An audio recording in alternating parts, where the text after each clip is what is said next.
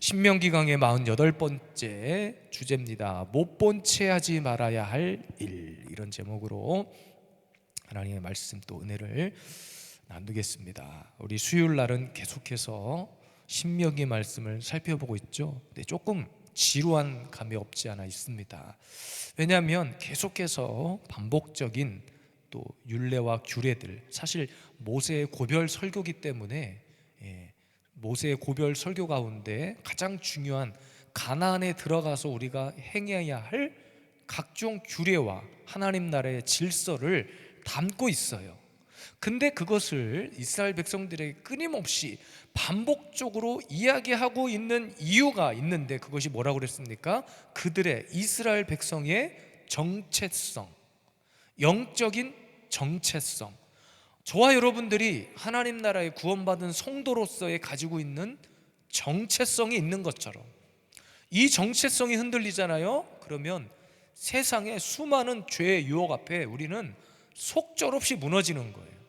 물론 여전히 그 죄악 앞에서 우리는 흔들리고 요동치고 무너지죠. 근데 다시 돌아올 수 있는 이유가 뭐예요?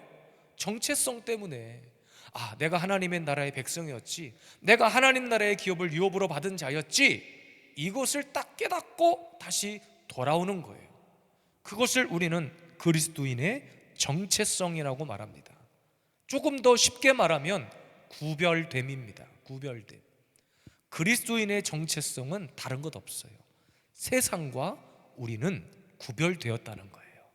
말씀으로 구별되었고 예수 그리스도의 피로 구별된 자들입니다.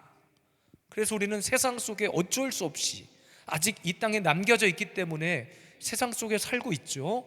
그러나 그 속에서 우리는 철저히 세상과 구별된 삶을 살아야 합니다. 그것이 신명기서에서 기록하고 있는 모세의 지극히도 지루할 정도로 반복하고 또 반복하고 했던 얘기 또 이야기하고 하는 이유가 바로 그것 때문이에요. 너무나 중요하기 때문에 그렇습니다. 그래서 우리 성도의 정체성이 있으면 교회는 교회로서의 정체성이 있는 거예요. 근데 저와 여러분들도 다 한 사람 한 사람이 교회입니다. 하나님의 기름 부음으로 세우신, 핏값으로 세우신 교회예요. 그러니까 교회가 교회다움의 정체성이 있어야 하는데, 요즘은 이런 많은 것들이 뒤죽박죽 무너져 버린 시대가 됐죠. 그래서 세상 사람들의 엄청난 손가락질을 당하고 지탄을 당해도 교회가 말을 못하는 거예요. 틀렸으면 틀렸다, 이것은 죄다 얘기해야 되는데, 이 정체성의 본질이 완전히 뒤죽박죽 무너져 버리니까, 쉽게 말하면 세상과 완전히 구별되어 있어야 되는데 누가 봐도 안 구별된 것 같아요. 도대체 교회인지 아니면 세상 축제장인지 노래방인지 디스코텍인지 교회의 교회다움의 정체성을 완전히 잃어버린 시대가 된 거예요. 최근에 한국교회에 영향력을 끼쳐왔던, 이름만 대면 알만한 한 목사님이 은퇴를 하시면서 교회에다가 엄청난 돈을 요구를 했어요. 근데 그 전까지는 굉장히 그 목사님의 쓰신 책, 설교 한 편 한 편이 많은 목회자들 뿐만 아니라 진짜 많은 성도들에게 엄청난 영향력을 끼치고, 지금도 검색하면 그분의 설교는 여전히 유튜브에 엄청난 조회수를 자랑합니다. 근데 은퇴를 하면서 엄청난 금액을 교회에다가 요구하면서 한국 교회뿐만 아니라 진짜 믿지 않는 세상 사람들한테까지 많은 파장을 일으켰어요. 물론 그 안에 숨겨져 있는 우리가 모르는 어떤 내막이 있겠죠. 다 알 수 없는 일들이 있을 거예요. 그런데 문제는 뭐냐면 세상 사람들에게 빌미를 제공했다는 거예요. 다시 말하면 교회가 교회다움의 정체성을 스스로 무너뜨렸다는 거예요.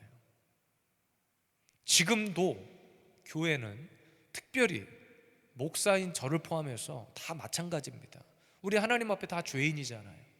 죄임에도 불구하고 우리가 이렇게 예배를 드릴 수 있는 이유는 하나님 예수 그리스도께서 피값으로 우리를 구원해 주셨기 때문에 오늘도 우리는 이렇게 세상과 구별되어 살려고 몸부림치는 거예요. 저는 아까 권사님 하신 말씀, 지난주에도 그런 말씀 잠깐 하셨지만, 교회를 조금 이렇게 일찍 서둘러 나오시면서 날씨가 너무 무덥고 힘드니까 집에 있으면 어때요? 몸이 늘어져. 차라리 그럴 땐 교회를 일찍 가겠다 오신 거예요. 오늘 저도 그래요. 날씨가 너무 더웠죠. 교회 정말 여러분, 다른 데 돈 내고 사우나 가지 마시고 교회 오세요. 그러면 제가 아주 저렴하게 사우나를 시켜드릴게요. 그냥 딱 에어컨 다 끄고 한 10분만 앉아 계시면 막 땀이 비오듯 쏟아질 겁니다. 오늘 저희 5 식구는 이곳에서 사우나를 했다가 잠시 냉탕에 왔다가 사우나 했다가 왔다 갔다 자연산. 어쨌든 그렇게 딱 결단하고 집에서 늘어지느니 내가 차라리 교회 나오겠다. 우리 수요일날 우리 정우영 권사님 딱 앉아 계시니까 아주 그냥 주일 예배 같으네. 주일 예배 너무나 제가 기뻐요. 제가 그래서 보자마자 교회가 제일 시원하고 좋죠. 여러분들 오시기 전까지 우리는 땀을 흘리고 있다가 여러분들을 맞이하려고 시원하게 해놓은 거예요 사실은. 어쨌든 여러분, 교회는 교회다워야 돼요. 성도가 성도다운 것은 바로 가장 아름다운 모습은 예배할 때예요. 예배할 때 하나님이 우리를 부르시고 초청하시는 그 자리에 있을 때 우리의 정체성은 가장 아름다운 겁니다. 요즘 정치인들은 어때요? 목회자들이 정치권과의 인맥을 자랑하고, 어떤 목사님은 이름만 대면 알만한 유명한 목사님은 대통령과 친구 사이라고 막 자랑을 하질 않나. 교회 규모만 있으면 심심하면 정치인들이 찾아와서 인사하는 곳이 되고, 그러니까 하나님의 영광이 나타나고 하나님의 영광이 드러나야 할, 하나님만 영광받아야 할 교회가 그런 곳이 돼버린 거예요. 그러니까 교회로서의 정체성이 이미 다 무너진 겁니다. 교회는 예배하는 곳이에요. 교회에서는 찬양의 소리만 흘러넘쳐야 돼요. 그런데 왜 정치인들이 와서 인사를 하고, 왔으면 조용히 앉아서 예배를 드리고 가면 되는데 꼭 와서 마이크를 잡으려고 그래. 그건 예배가 아닙니다. 하나님이 받으시는 예배와 받지 않으시는 예배도 구별되어 있어요. 예배가 예배다워야 하나님이 받으시는 거예요. 오늘 제 아들과 무슨 이유가 있어서 성경 공부를 같이 했어요. 창세기, 출애굽기, 레위기, 제사법에 대해서 얘기를 하고 드려야 할 제물에 대해서 얘기를 하지만, 사실 그 제사법의 핵심도 뭡니까? 제물의 핵심이 뭐예요? 드릴 수 있는 제물이 있고 드릴 수 없는 제물이 있어요. 하나님이 기뻐 받으시는 제물이 있고 받지 않으시는 제물이 있는 거예요. 그게 뭐냐면 구별됨입니다. 아무거나 갖다가 막 드린다고 하나님 받으시는 것이 아니에요. 예배 시간에 앉아 있다고 하나님 예배를 다 받으시는 것이 아니라, 오늘도 내가 하나님 앞에 구별된 제물이 되어 드리는 예배를 주님은 받으십니다. 교회의 본질은 그래서 구별됨입니다. 근데 그 구별됨이 사라져 버렸어요. 오늘 말씀으로 돌아가서 신명기서를 제가 계속 수요일마다 묵상하고 여러분들과 나누고 있는데, 계속 신명기서를 묵상하면 묵상할수록 왜 그렇게도 하나님은 모세를 통해서 이런 율법, 규례들을 제정하시고 하나님 나라의 질서, 우상 숭배를 다 철폐하고 거룩함에 대해서 반복적으로 이야기를 했는가? 묵상하면 할수록 그것을 깨달아지게 하시더라고요. 이 시대 이야기입니다. 여러분, 이스라엘의 전성기는 둘 중 하나입니다. 하나는 하나님만 섬길 때, 이번에 여름 캠프 때 우리 강사 목사님 통해서 배웠죠. 하나님만 섬길 때 이스라엘의 영적 최고의 전성기, 역사 가운데 최고의 전성기를 구가했어요. 언제 이스라엘이 타락의 길을 가고 하락이 되었는가? 그 역사가 쪼그라들었는가? 하나님도 섬길 때였어요. 우리는 그래서 하나님만 섬기도록 하나님께서 이 땅에 지으셨는데, 어느 날 보니까 하나님도 섬기고 있는 거예요. 그러니까 하나님이 있어야 할 자리에 계속해서 세상에 그 무언가가 들어와서 차지하고 있는 겁니다. 그러니까 사실 이스라엘뿐만 아니라 저와 여러분들의 삶도 마찬가지예요. 제가 묻겠습니다. 하나님만 섬기고 계십니까? 아니면 하나님도 섬기고 계십니까? 여러분들에게 물어보면 대답하기 애매하니까 심심하면 저는 우리 자녀들을 제가 써먹죠. 우리 자녀들 하나님만 섬기고 있어요? 하나님도 섬기고 있어요?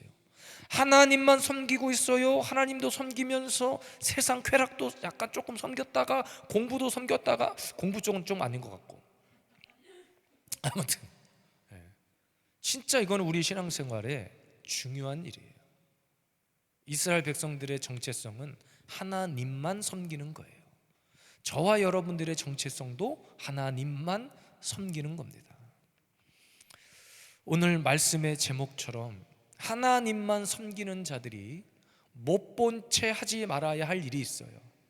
눈으로 봤으면, 눈으로 목격했으면 반드시 어떤 영적 조치를 취해야 할 일들이 있어요. 왜? 그것이 우리를 부르신 목적이에요. 우리를 지으신 목적이고 우리를 부르신 목적이에요.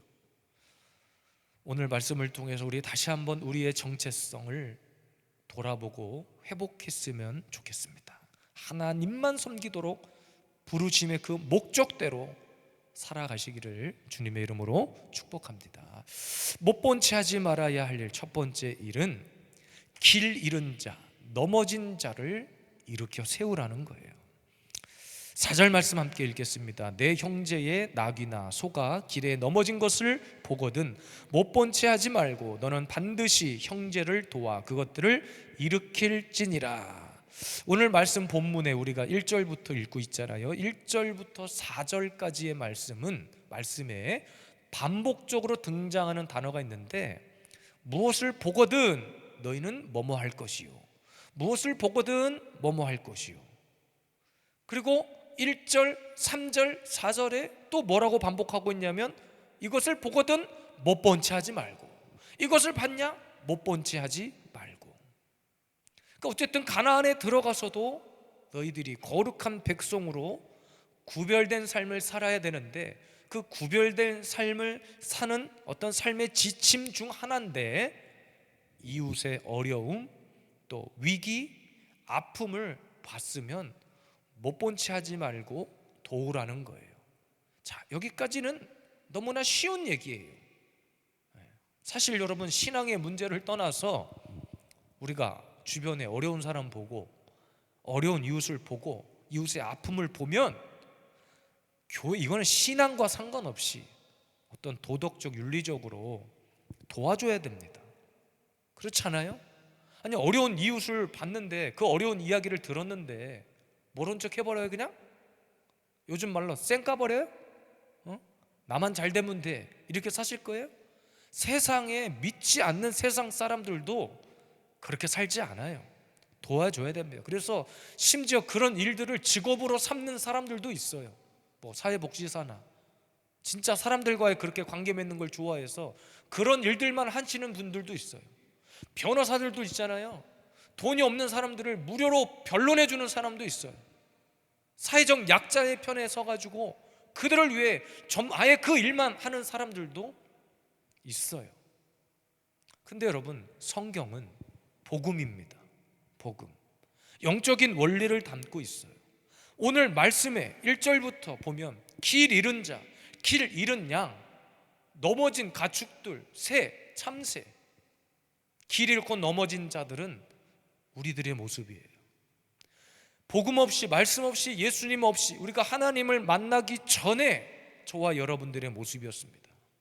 3절에 형제가 잃어버린 어떤 것이든지 못 본 채 하지 말며, 그러니까 영적으로 무너진 우리들을 모른 척 하지 않으시고 그의 아들을, 예수 그리스도를 내어주기까지 우리를 일으켜 세워주신 분이 바로 하나님, 예수 그리스도라는 사실입니다. 베드로전서 2장 25절 함께 읽을까요? 너희가 전에는 양과 같이 길을 잃었더니 이제는 너희 영혼의 목자와 감독 되신 이에게 돌아왔느니라. 우리는 다 어떤 사람이었습니까? 다 길 잃어버린 사람들이었어요. 넘어진 자들이었어요. 하나님 없이, 여러분 지금도 마찬가지 아니에요? 조그만 길 가다가 하나님, 우리가 우리의 정체성이 무너지고 세상 앞에서, 세상의 그런 유혹과 쾌락 앞에서 무너진 나 자신을 딱 발견하고 보면 가장 먼저 드는 생각이 뭐예요? 아, 나 또 넘어졌어. 나 길을 잃어버렸어. 그럴 때마다 떠오르는 것이 바로 이 말씀 아닙니까? 전에는 다 양과 같이 길을 잃었더니, 양은 목자의 소리가 들리지 않거나 목자의 냄새가 내 가까운 곳에 있지 아니하면 다 엉뚱한 곳에 가요. 왠지 아십니까? 양은 시력이 약해요. 거의 안 보인다고 생각하시면 돼요. 그래서 양들은 소리를 들어야 되고 목자의 음성을 들어야 되는 거예요.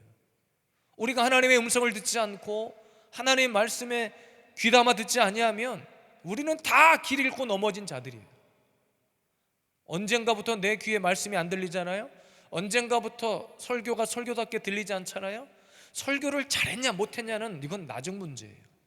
진짜 언변이 없는 목사님들의 설교도 진짜 은혜가 쏟아지는 설교들이 있어요. 그러니까 문제는 뭐예요? 그 말씀을 받아야 할 내 마음 밭에 문제가 생긴 거예요. 안 들려. 어느 순간부터 내 마음의 문이 닫혔어. 넘어져 있는 거예요. 길을 잃고 헤매고 있는 거예요. 우리 교회 공동체 안에서도 마찬가지입니다. 영적으로 쓰러진 자들이 있어요. 이번에 여름 수련회 하는데 어떤 이 근처 교회에서 신청한 명단을 딱 나중에 받았는데 한 번 더 막판에 수정이 됐어요. 그리고 그 담당 전도사님 저에게 이 두 자매, 자매라고 얘기해버렸네, 장결자입니다 그러는 거예요. 장결자. 그러니까 장기 결석자였다는 거예요. 장기 결석자. 근데 여러분, 그 장기 결석자가 그 전도사님 말로는 전도사님이 부임하기 전부터 부임해서도 얼굴을 교회에서 본 적이 거의 없대. 근데 그 자매 말을 또 들어보니까 교회를 또 안 나간 건 아니었대요. 그러니까 서로 길이 엇갈렸던 것 같긴 한데 어쨌든 교회를 나간 날보다 안 나간 날이 더 많았나 보죠. 그러니까 계속 양다리 걸치면서 왔다 갔다. 근데 이번에 진짜 하나님이 은혜를 부어주셔서 자의반 타의반으로, 그 소가문에 아마 그렇게 썼던 걸로 기억하는데 자의반 타의반으로 이번 수련회에 왔다는 거예요. 제가 볼 때는 자의반 타의반이 아니라 아마 그 부모님 되시는 분께서 결단을 하고 그냥 갖다 밀어 넣으신 것 같아요. 근데 그 자매도 아유 그냥 한번 가보자 하고 온 것 같아요. 여러분, 공동체 안에 이런 연약한 자들이 있어요. 우리 교회는 없을 것 같으세요? 몇 명 안 되는 성도들이지만 없을 것 같으시냐고요. 넘어져 있고 길 잃어버려서 또 누군가에게 상처받아서 넘어져 있고 헤매고 있는 자들이 있어요. 그런 영혼들을 보면 우리 어떻게 해야 될까요? 아이고 믿음이 없어서 또 저러고 있네 이러실 겁니까? 성경에 보니까 함부로 남을 판단하지 말라는 말이 있어요. 왜냐하면 그 판단의 대상이 내가 될 수도 있거든요.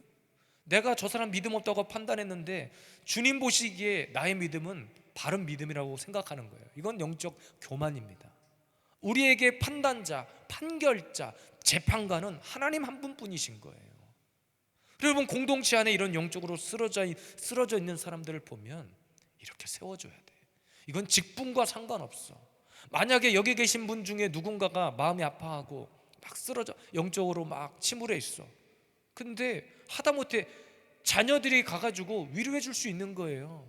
자녀들이 툭 건넨 그 한마디가 그 영혼을 회복시킬 수도 있는 거예요. 그건 누구도 장담할 수 없는 일이에요. 그래서 연약한 자들을 보면 우리는 그냥 넘어가면 안 돼. 그래서 목자는 항상 양들을 살피고, 그래서 교회 안에 있는 신방이라고 하는 제도는 너무나 귀한 거예요. 너무나 귀한 겁니다. 요즘은 신방도 함부로 받지도 않아. 목자가 가서 직접 찾아가는 서비스를 해주겠다는데도 나오라고 해서 안 나오니까 그래? 내가 찾아가 줄게. 얼마나 감사해요.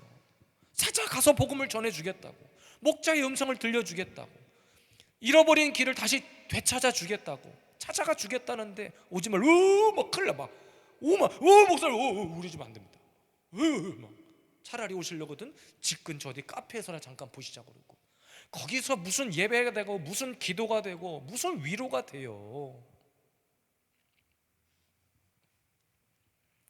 하나님께서 저와 여러분들을 부르신 이유는 나 하나를 살리겠다는 목적이 아니라 나를 통해서 그 십자가의 은혜가 흘러가게 하기 위함입니다. 그래서 갈라디아서 6장 말씀 보면 너희가 짐을 서로 지라 그리하여 그리스도의 법을 성취해라.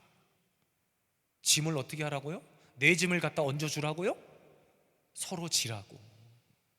저분이 무엇 때문에 힘들고 무엇 때문에 아파하고 무엇 때문에 저렇게 헤매고 있는지를 같이 가서 아파하고, 집안에 어려운 일을 당해보면 우리 권사님 최근에 일을 당하셨지만 다른 것 없잖아요.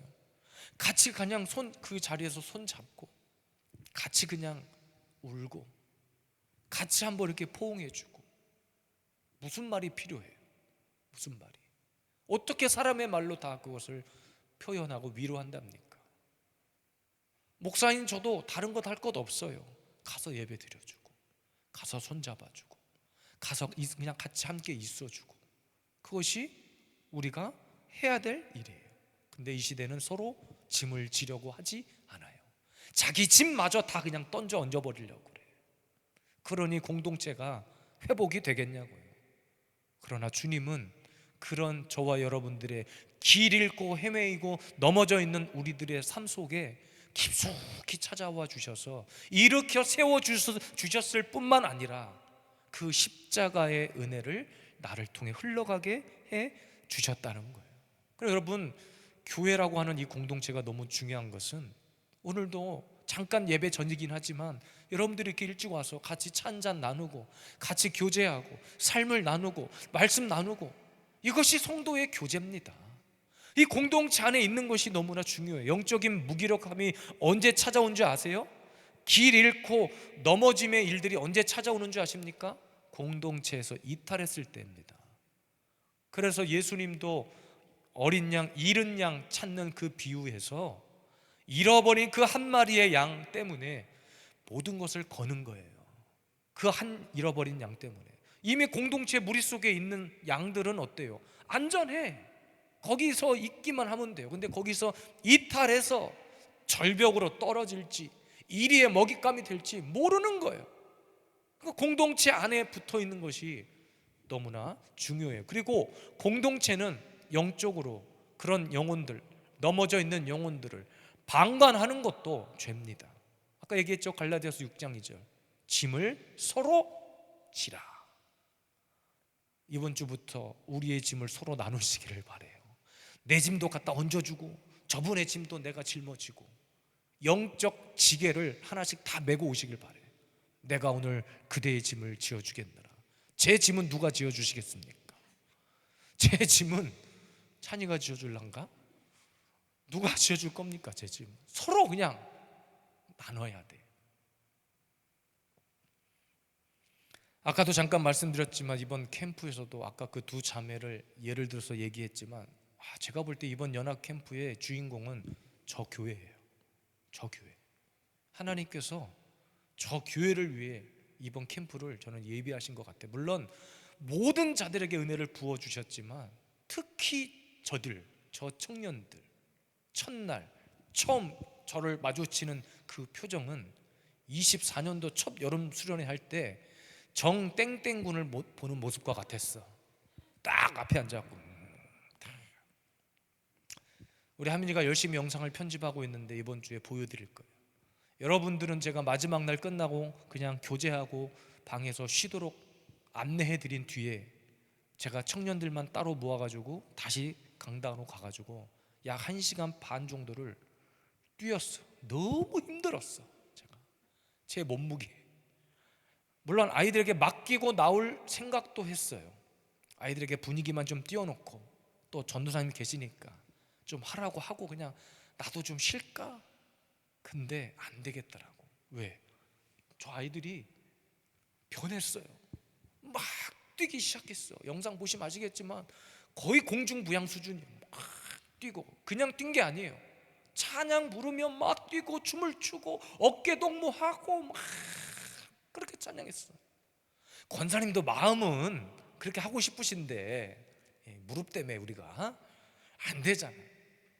근데 그것을 영상으로 보는 것만으로도 아마 기쁨이 될 거예요. 그 이유가 뭔지 아세요? 그러니까 이탈해 있다가 공동체 안으로 들어오기만 하면 역사가 일어나는 거예요. 그러니까 뭐 우리 공동체는 그런 영혼들을 보면 못 본 채 하면 안 돼. 쌩까면 안 돼요. 서먹서먹하니까 아유 지들끼리 좀 하다가 뭐 알아서 있다가 가겠지. 아니에요. 그 전도사님도 와가지고 얼마나 그 애들 때문에 애쓰고 힘쓰고 저랑 같이 어디 가지도, 선배 목사가 붙들어 놓고 있으니까 어디 가지도 못하고 제가 지목해서 전사님 들어오세요 하고 막 같이 뛰었거든요. 1시간 반. 나 혼자 할 수 없어서. 그렇다고 선배 목사님들 데리고 올 수는 없잖아. 무릎도 안 좋으신 양반들은. 그래서 1시간 반 동안 뛴 거예요. 아이고 뛰었더니 다 끝나고 끝내려더니 우리 아들이 자 1부는 마무리하고 나를 보내고 지들끼리 또 하려고 그래갖고 아니다 그만해라. 아직 우리 계시록 다 안 읽었으니까 여기까지만 하자. 그래서 12시에 끝난 거예요. 1시간 반을 그렇게 뛰었단 말이에요. 회복이 돼. 막 기쁨이 올라와. 사실 더 하려면 더 하겠더라고. 내가 문제지. 내가 쓰러질 것 같으니까. 여러분 한편으로 그래서 여러분 교회는 죄를 짚어주는 곳이어야 돼요. 공동체가 이렇게 회복이 되잖아요. 그 영혼을 함께 짐을 서로 지어준다는 것은 그냥 단순히 아픔에만 공감한다는 이야기가 아니라 무엇이 연약했고 무엇이 그를 넘어지게 했는지를 알게 해줘야 돼. 이것은 죄를 지적하고 뭐 이런 차원의 문제가 아닙니다. 말씀 가운데 하나님이 정확하게 우리의 아픔을 딱 집어서 드러내실 때가 있어요. 그러니까 죄를 들춰내서 어떤 사람들을 부끄럽게 만들고 그런 목적이 아니라 그 죄 때문에 넘어졌고 그러니까 원인을 찾아낸 거예요. 그 아픔의 상처의 원인을 찾아낸 거예요. 그 죄 때문에 그 영혼이 막 골마 터져서 아파하고 신음하면 도려내야 될 거 아니에요. 잘라내든지 도려내서 거기에 약을 발라줘야 될 거 아닙니까? 그러니까 여러분 교회는 상처가 드러나기도 하지만 상처난 곳을 주님이 꿰매주시는 곳이에요. 물론 모든 것을 다 지혜롭게 해야 하지만 여러분 할 수만 있으면 그래서 목사의 권면을 들으시고 기도하고 함께 나눔의 자리에서 상대방의 말을 귀를 기울이십시오. 무엇보다 말씀의 귀를 기울이세요. 공동체 안에서 우리를 회복시키시는 원리는 바로 이겁니다. 가정이 무너졌어요. 자녀가 방황을 해요. 막 이야기를 하면 목사님이 뭐 너무 이런 사생활까지 간섭하냐고 그럴지 모르겠지만 그건 영적인 원리에 맞지 않아요. 여러분 동물을 진짜 사랑하는 사람들은 동물 인권가들이 있거든요. 유기견 보호협회 마련이 있잖아요. 길 가다가 아파하고 신음하는 강아지만 봐도 그들은 그들의 상처를 꿰매줍니다. 보호소로 데리고 가서 보호해줘요. 근데 그 강아지들이 어느 순간 그 사람을 주인처럼 막 꼬랑지 흔들고 좋아해요. 하다못해 동물들한테도 그렇게 하는데 하나님께서 우리를 지으신 하나님께서 우리의 아픔을 보고 가만히 계시겠냐는 거예요. 길 잃고 넘어져서 세상에서 방황하고 헤매이고 어디로 갈지 몰라서 죄의 구렁텅이로 빠지고 있는 우리들을 하나님 보시고 가만 계시겠냐고. 그러니까 여러분 교회의 공동체는 그런 곳이에요. 그래서 목사의 설교가 때로는 듣기에 불편하고 가슴이 아파도 지금 나를 고치고 계시구나. 내 아픔, 얘의 연약한 부위, 아픈 부위를 주님이 고치고 계시는구나. 이래야 회복이 됩니다. 예수님은 십자가를 통해서 우리를 외면하지 않으셨어요. 못 본 채 하지 않으셨습니다. 길 잃고 넘어지고 방황하고 상처 받고 아파하고 신음하는 우리들을 살리셨습니다. 저도 여러분들을 못 본 채 하지 않을 거예요. 요즘 젊은이들이 부르는 복음성가, 복음성가까지라고는 할 수 없지만 혼자 걷지 않을 거예요 라는 찬양이 있어요. 그 말은 같이 그 아픔에 공감해서 내가 너를 도와줄게, 너와 함께 갈게, 그런 뜻이거든요. 주님은 절대로 우리의 삶을 방치하지 아니하십니다. 방황하고 길 잃어버릴 때 우리의 손을 붙들고 세우시는 분이 하나님이십니다. 오늘 이 신명기서의 이 율법과 규례, 이 말씀을 통해서 나타난 하나님의 모습은 길 잃고 넘어진 우리들을 여전히 세우시고 사랑하시고 공동체 안에서 회복시키시는 하나님이심을 우리는 발견합니다. 우리 사랑하는 예수비전 세움교회 성도 여러분, 이 저녁에 함께 예배하는 이 시간을 통해서 다시 한번 우리 이런 하나님을 만나기를 원합니다.